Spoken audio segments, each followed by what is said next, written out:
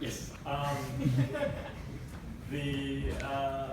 One thing that I noticed about your device, it says that it's priced at $499 excluding the wheelchair. So then what you're selling is an attachment to a wheelchair. Yes.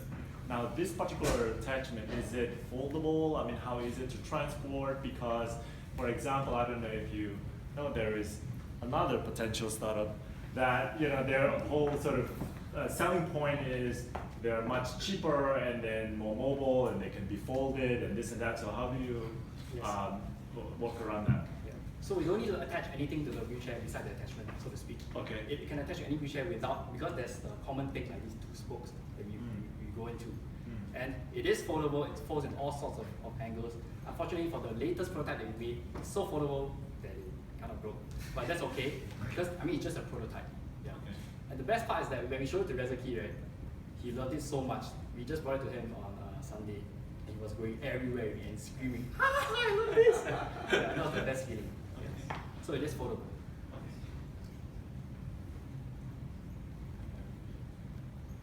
So design of a patent. Yes, we have applied for a provisional patent, and I mean, we don't know how long it will take to get it. But I mean, that being said, I think what I said really makes sense. You can't really control the Chinese copycats. If they want to, they see you are successful, they can go ahead. So that's why we really want to connect the community. But in another way, if they really copy us and they really make it very cheap, I think that's something for us to celebrate, because in that way we're really helping wheelchair users. And that's why we have this adjacent product thing.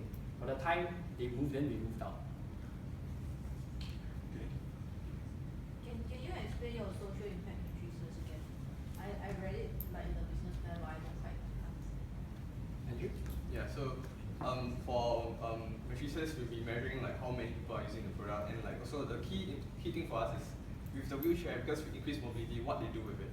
So what we really want to know is how much often they go out, how they go out to the parks with their family members. Because what happens now with my grandma as well is that she just stays at home or they watch TV. But with this, we believe that they will go out more often, bring their children out, bring their grandchildren out, and that will really increase the connectedness between the family. So that's why you said the number of increase in frequency of people going out after they bought Wheelpower. And we saw that really true when we brought to Rezuki. He was like, I want to go to the park now. And he never wants to go to the park. So it really worked.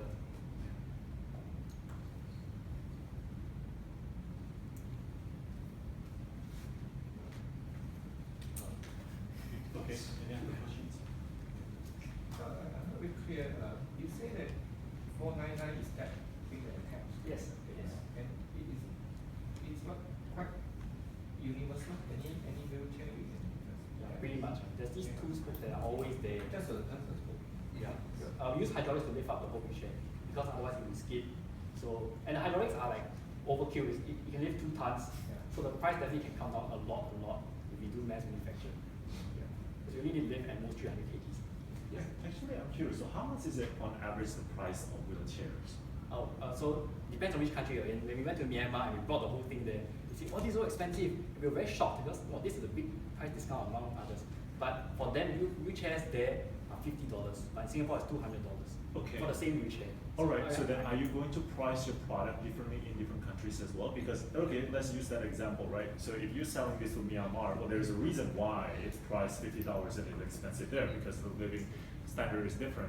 How are you going to justify your $499 on top of already considered very expensive of wheelchair in Myanmar?